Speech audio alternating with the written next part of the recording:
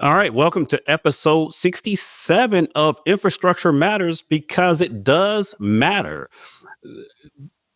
Joining me today are the usual cohort, Camberley, Dion. Somewhat of a slow news week, unless you're a big fan of enterprise storage, AI, data center, power cooling, Infrastructure Matters. Folks, welcome back.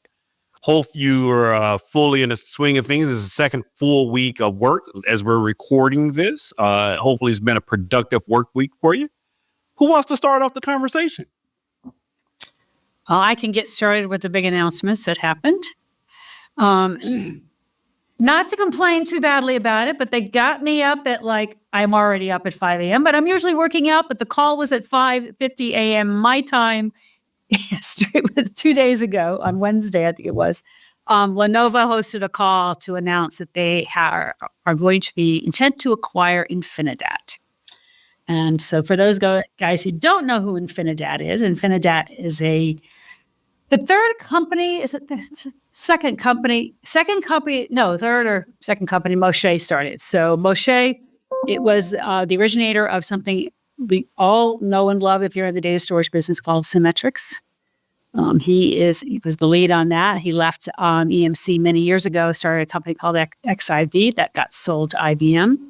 And after that one, he started this company called Infinidat that was specializing at the time in hard drives, fronted end by a big cache SSD, and then eventually whatever. But a super high-end system. Targeted the big enterprise companies. And if Lenovo has done very well with their storage environment over the last whatever years it's been since we've been tracking them on the storage side, all of their relationships up to this point have been OEM. So they OEM people like Nutanix, they OEM the low end of NetApps systems. There's an agreement with NetApp that they're selling it into China, et cetera. They've done well, and they've taken over some number one spots according to the IDC counters in the lower end levels of the storage.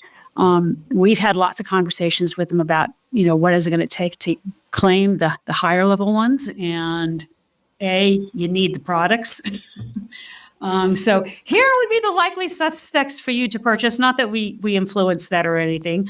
In fact, I didn't even pitch Infinidat. I should have to them. And so here we are.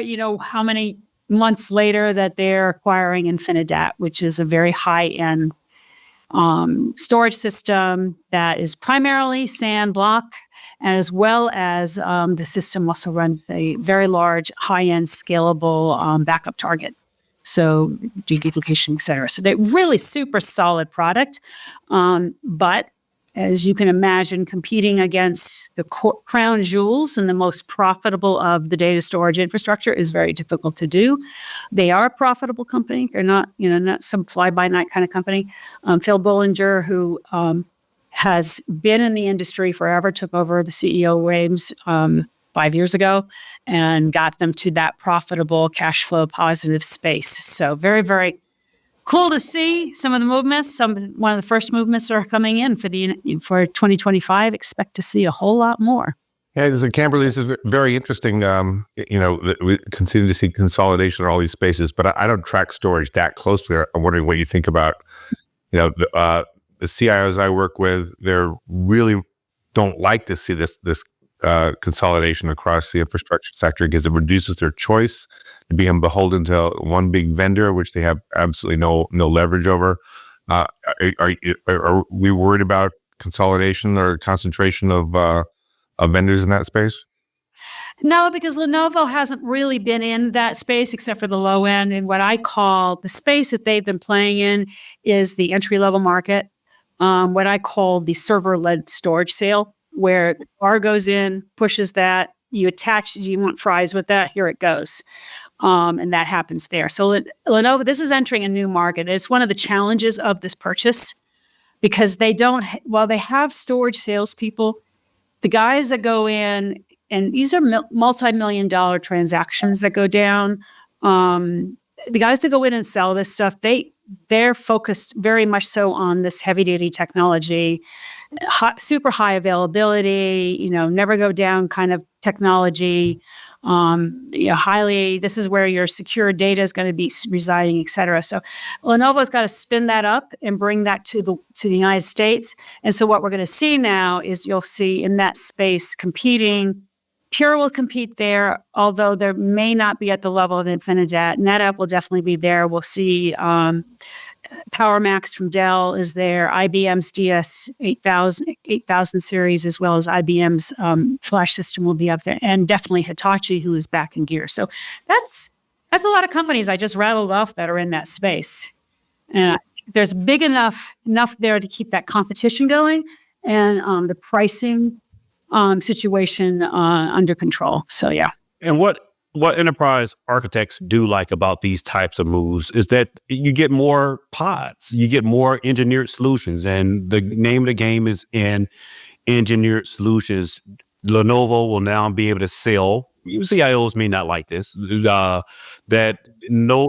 can now sell, a Lenovo server for more money because it's more value when you come with a completely engineered Lenovo the Lenovo engineered system. From a IT operations perspective, there is a lot of advantages in engineered solutions. They reduce the overall cost of delivering services because you don't have to spend the engineering time taking the best of breeds, engineering them together. This is I thought was an obvious hole in Lenovo's offering, not having truly in-house engineered systems. I fully expect them to at some point fill their networking gap. As we're looking at challenges around building pods for AI, Lenovo doesn't have a full stack to offer in-house, and I expect that to change over a period of time. Who's available from a networking perspective for them to go out and acquire? We'll see. So the other piece to the value proposition of Lenovo and InfiniDAT is where some of the engineering is going to go into is InfiniDAT has been doing off-the-shelf hardware. They don't have the supply chain negotiation capabilities because they're not that big. So we're going to see Lenovo be able to bring that muscle into there, as well as bring their capabilities of what they have for engineering and design for the InfiniDAT system. So I think what we'll see is improvement. The guys in Israel, which is where this came out of, are super good engineering. So you combine that with the smarts of what Lenovo is, and I think this is just as an all over is a good move and really brings another offering to the high-end environment. I know Eric Herzog is going to get pissed off at me for talking only high-end stuff because they do kind of go down to the smaller sizes, but that's where they played the best. All right, so that's one story down. You have another one, Camberley. What else did you notice this week? Yeah, NetApp spun off something called Spot, which is a FinOps offering for managing your the cost of the cloud. They bought them, I don't know, 7 years ago, maybe. At that time, NetApp was really focusing on this cloud strategy, cloud operational strategy. That's where they were going and thinking that is what's going to grow their TAM into that space. And Anthony Lai was the lead on that. And they acquired a whole bunch of companies at that time, Spot being one of the lead one, Cloud Checker, et cetera. So they've spun off both of these, Cloud Checker and Spot, to Flexera, who specializes in FinOps and those operational efficiencies. And what this is basically saying is that NetApp is going back to core, which is data infrastructure, and some of the key core issues around data infrastructure, which are AI, cybersecurity, also all the rest of the stuff, hybrid cloud or whatever. But that frees up, given what we have with AI and what's going to happen with AI over the next 12 to 18 months, and the capabilities out there, this frees up a whole lot of engineering to be able to focus on their core, really the core business. And I think gets them better aligned for the market space. Yeah, I follow the Spot, Cloud Checker, that part of the BU, or that part of the business for NetApp for quite some years, because that's my space. And NetApp was never really able to tell a cohesive story around how they can do workload management. ONTAP everywhere on all the public cloud providers has been a wonderful story for NetApp. The ability to do distributed management of all of your data assets across multiple clouds. I'd argue NetApp has the best story of all the major cloud providers. They have first-party solutions with both GCP, Azure, and all three first-party solutions. And it's really important to note that these are first-party solutions. I can buy NetApp ONTAP directly from AWS. I can assign access control rules directly from my AWS account into the NetApp services. So they're natural services, and no other storage provider can claim that. It's unfortunate that they haven't been able to create a cohesive message. And I guess it's better to just give it up than try to play at a game that they just couldn't figure out. Yeah. And I'll add to that first party. One of the biggest values on that first party position is that they are in the sync of that role of the security, all the security issues. So they're right in the middle of, it's their engineering, if you will, when you're a first party. And so that when they do an update or a major update, NetApp is right there, lockstep with them. All right, Dion, let's move on to your news of the week. You've become our resident follower of all things that are executive orders. We're nearing the end of the Biden administration, and with the end of every administration comes a flurry of executive orders. Which of any stood out to you this week? Well, there is several, but the one that was I kind of raised eyebrows was a last-minute cybersecurity executive order.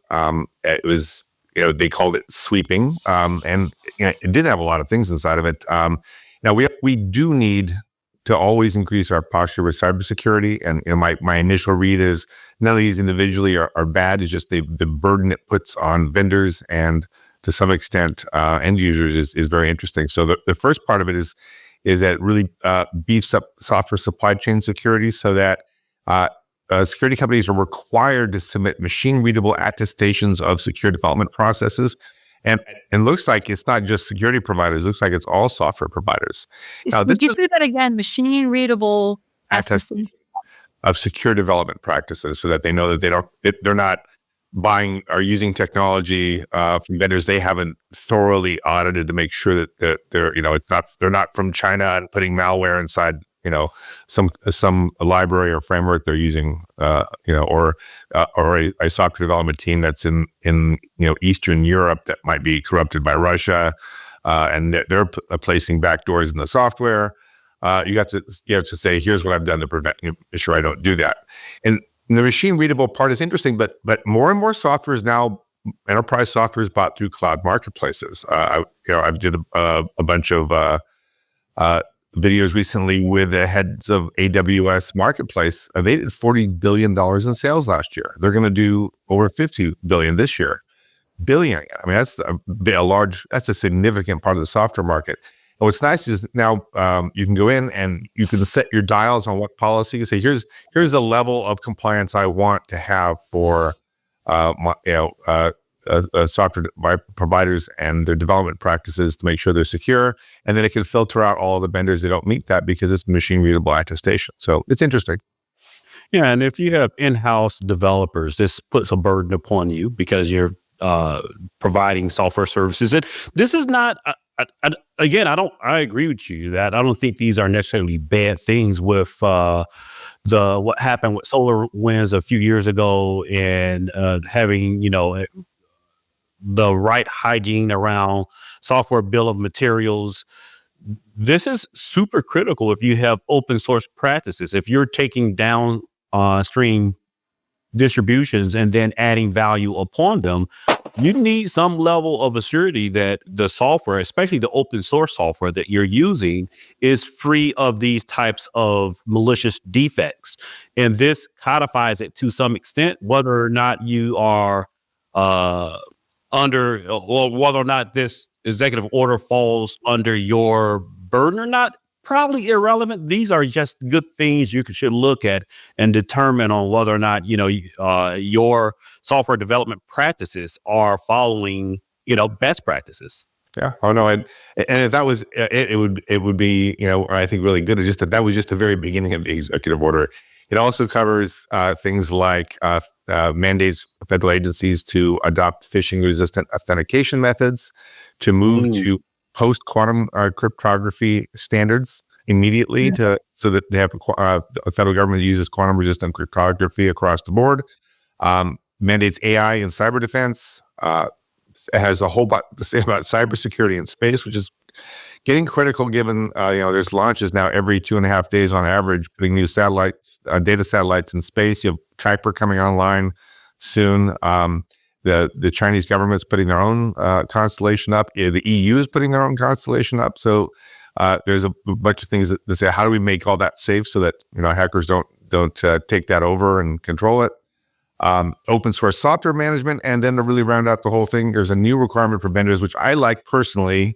It establishes a cyber trust mark for our consumer Internet of Things devices, which is one of the worst vectors for security incidents. Since most of these are small vendors, they barely get their product together. They haven't done the full pass for security. And I remember I was talking to the CIO of Experian when it was a printer driver, an IoT printer driver that caused their whole data breach.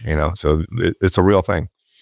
Yeah, I used to advise customers, one, don't use IoT in your production network because you're asking for trouble.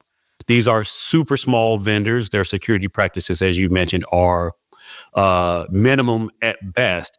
But, this whole idea of isolation and satellite networks, of not being able to reach your production network without at least some significant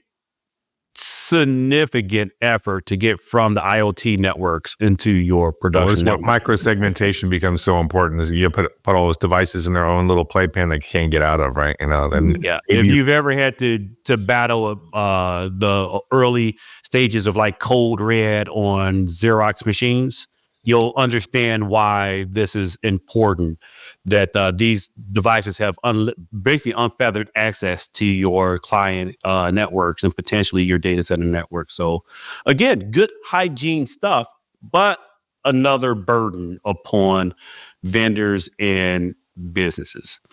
I think my only piece of news is IBM and CoreWeave partnered together, and CoreWeave would be providing IBM with a supercomputer, which seems kind of weird, right? IBM going to another vendor for a supercomputer, specifically an AI supercomputer to train their Granite models on.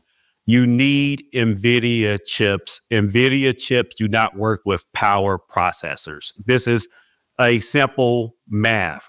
IBM can either choose to go out to cloud providers and rent CPU. They can choose to do it slower on IBM mainframes and power-based servers, which is not an option, or they can partner with someone. I'm sure it's not going to be HPE, Dell, or Lenovo.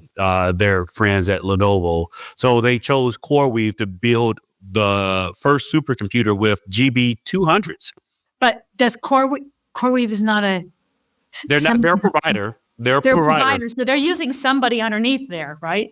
And who they're either they're building it from bits and pieces, custom, or they are using someone, but that's obfuscated, I think is the word. Obscured. We're abstracting away. So maybe it is Dell or HPE under the hood, but IBM doesn't have to say. So I don't know how much of this is the waving of the hands versus, legit engineering work outside of selecting a vendor to basically be the vendor for NVIDIA. And I think this highlights one of the things in the industry that we don't always recognize. NVIDIA the customer chooses which vendor NVIDIA is going to sell chips to. Dell, Lenovo, HPE, for all their bluster, don't get to choose how many bits and pieces they get from NVIDIA.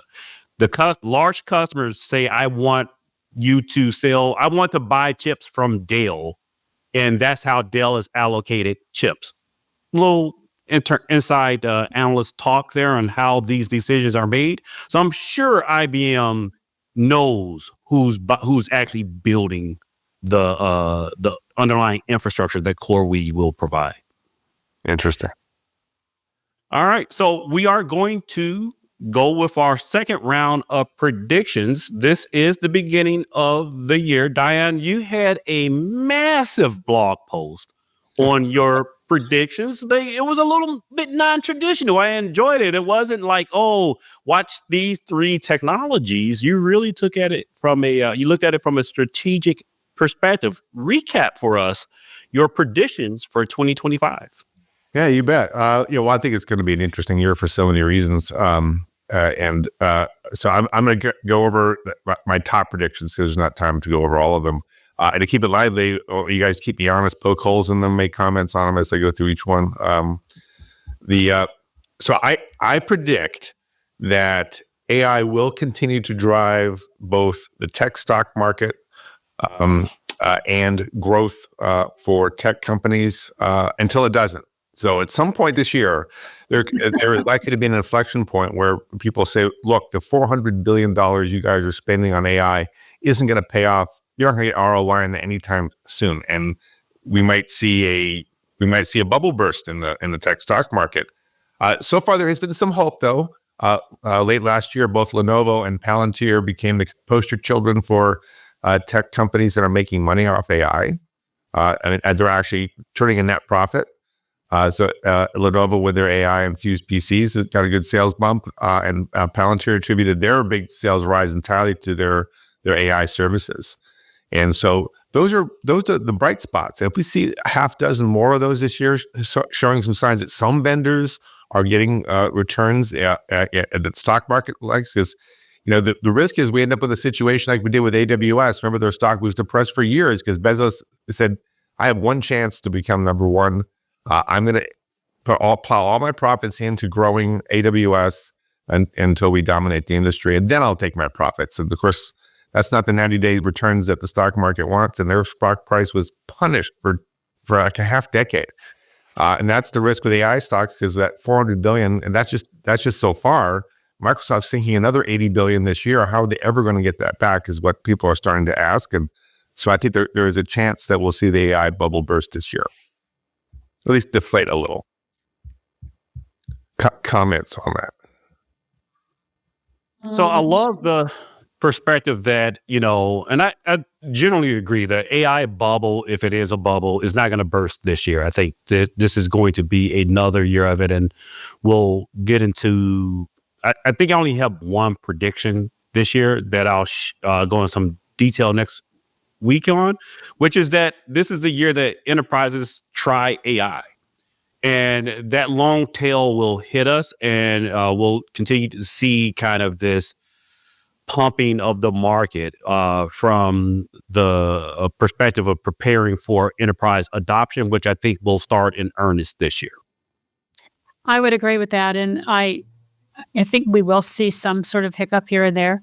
But I think there's other up-and-comers that will be the investment part of it. Part of that reason is because we have seen, whatever percentage, not a whole lot of these AI initiatives make it out the door. I mean, the number I've seen is anywhere from 10% to 30% of the initiatives are actually successful and do some sort of, are making it out. That will probably increase in success over time. The second piece of that is what we're seeing is that the software companies, let's take an SAP or Salesforce or Marketo or some of those folks, are developing AI tools themselves. So you're going to, I think, and you probably know about this because you talked to them. If I was a CIO, I'd pause on some of my initiatives and say, what are my software vendors coming out with that I can don't have to build from scratch. I can take what they have, add my data to it, and push it out. So that, and then getting some of the smaller language models that will be coming out that are very focused will also change how this trajectory goes. So put all of that, and maybe that the enterprise doesn't need all this gear. So that where some people are projecting that they would need, but it would be purchased by the big software. Yeah, maybe go on the vendor side, on the hyperscalers as opposed to. We'll see that. I have a prediction about that. So I'm pulling only my top 3 predictions, and one of them actually covers that a little bit, which is interesting. So my next prediction is that we're going to see at the high end of the AI market, we're going to see this really bruising competition around achieving what's called AGI, or artificial general intelligence, or other people call super intelligence, so AI models that are smarter than humans. So is right now no AI model they have more access to knowledge, but they can't outperform humans at the very, very high end. Until very recently, we're starting to see some models cross that benchmark, but that's still not general intelligence, many people would argue. And so there's a big debate in the industry what that is, and there's now benchmarks being developed to measure AGI. So the ARC Prize Institute launched a series of benchmarks to try and validate which models are closing in on the traits that they consider are artificial general intelligence. And this is important because you want to hook up with an AI vendor that has the biggest vision, that will create the most powerful AIs that you can then use for your business. And that's the proposition of OpenAI and Anthropic. And those are the 2 big vendors that are talking AGI in a big way. And they're saying that's their primary goal is to reach that. And they want to do that the same reason that Bezos way back in the day was sinking all that money into not Amazon. They want to be the best. They want to have the grandest vision with the most superior sweeping products that will attract the buyers. If AI is going to, transform my business, I better use the vendor with the biggest vision, the most powerful products. And that's what they're betting on. And of course, there's much people are concerned about. We're developing things that we don't yet know how to fully control. Of course, is the big risk. But you're going to see. Those 2 vendors, and there's a few others there, but I don't think they have a likelihood of having great industry impact. They're giving it their all.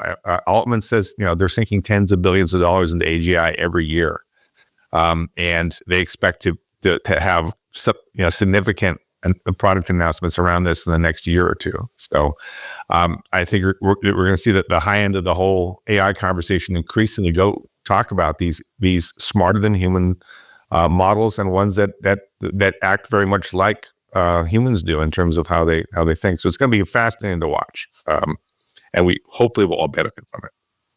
Yeah, I've spent the past 2 weeks deep diving with actual end users and helping them through AI and leverage what's out here today. And I have to say, I'm a bit skeptical on this whole idea of AGI. From where the state of the art of the technology is today. I think I can fairly say with confidence it's not going to be here this year, but I love the idea of coming up with standards that we can all agree upon. I've been frustrated with the lack of definitions around technical capabilities that have been overtaken by marketing. I'm hopeful that the industry can get in front of AGI so that end users really understand the different levels and can quantify the different levels of AI that they're using. So maybe we should get the Department of Education involved with the standards, and so they can issue a standard test like we give to our high school scholars. Anyway, go on. Just ignore me. Well, no, that's exactly what's going to happen. We see the same thing happening with agents. We're actually seeing, hiring marketplaces pop up that list digital labor. Salesforce with Agentforce is doing that. We're going to see labor standards around digital bots here soon. It's going to be interesting to see. So, yeah, it's a brave new future, everyone. So to round out my last major prediction, we're seeing I just completed it, and we even did an episode around my CIO insight for 2025. We surveyed some of the top CIOs in the world and asked them what they think is going to happen this year. And one of the signals that came out of that is 71% of CIOs says they are seriously want to reconsider where they're putting their cloud workloads. That's by far the highest number we've ever seen of CIOs saying they're really going to rethink where they're going to put their workloads. And that could be in another cloud provider or another type of cloud provider. That could mean going from public cloud, traditional, to serverless.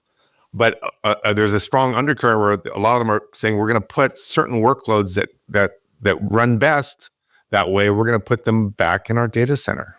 So using a private cloud model. So the same cloud technology is just that if it's always on, for example, if workload's constantly running, or if it's it uses a lot of capacity, like you're doing this training that's going to run for weeks or months. Why would you pay that cloud markup? Because not only do you have to pay for them to run it, a provider to run your workload, but you have to pay for their cost of sales, their marketing, their R&D, and then their profit margin. For every minute you're running a workload, you got to pay that bill in addition to what it actually costs for that provider to run it. Now, it used to be economies of scale would offset a lot of that, and the provider could still extract most of that extra cost inside the economies of scale. But that's not necessarily the case with the AI's kind of turned everything on its head. So we're not seeing broad-based repatriation, but we're seeing like this real saying we got to, now that our cloud bill is getting so big, we really have to think smart about where best to run each one of these workloads. And so far, it's only on a workload by workload basis. So we're not seeing people saying we're going to go back and reevaluate every workload we have. That's not what we're seeing, but we're seeing more willingness now to think outside the box, to think of cloud as a broader spectrum, that it's private, it's edge, it's hybrid, and it's public cloud, and it's these new models, things like serverless. We need to, as we're doing the FinOps and discovering how much this really costs, we have to get smarter. And that was, my prediction is CIOs will extensively rethink their IT supply chains with respect to cloud in 2025. I looked at your data, which was really, really good the other day. And the other flip side to that, though, was this piece that said, are you investing in your cloud? And the answer was yes. So it's not like it's going away at all. No, not at all. Reevaluating where's the best place and how's the best place to deploy what we're doing. So really, really great data. Yeah, I talked to a customer that's spending $100 million a year in AWS, not just on public cloud, but AWS. Wow. And that's not even the largest of cloud spends out there. But this is, a enterprise Fortune 100, and their priorities are right-sizing that AWS build. They're not looking to exit AWS, but it's like what I like to call, I've created a new acronym latter part of last year, RTDC, Return to the Data Center. And it is happening, but I absolutely agree with you, Dion. No one is saying they're going to abandon the value that cloud provides, but there is absolutely this movement that cloud first is over. We must move all of our IT to the cloud, to thinking about where they're positioning the cloud. It also harkens back to our first story or our second story around NetApp and abandoning their spot and that ability. They're doubling down on understanding the relationship between data in the workload and positioning the most important asset, which is data. Folks, this has been a wonderful conversation. What seemed to be a really slow news week, I think it speaks to the two of your deep experience and my ability to put people to sleep with this soothing voice. This is why you need to have your spouse listen to the podcast. Doesn't matter whether or not they're in IT or not. A good friend told me that his wife likes to listen to my podcast because it puts her to sleep at night. So this is a great sleep aid for those of you not in IT. For the rest of you, please join us again next week, where I don't know, either I think I'm going to give my predictions or my prediction for next week. You're up. So we'll stay tuned next week. Until then, have a great week.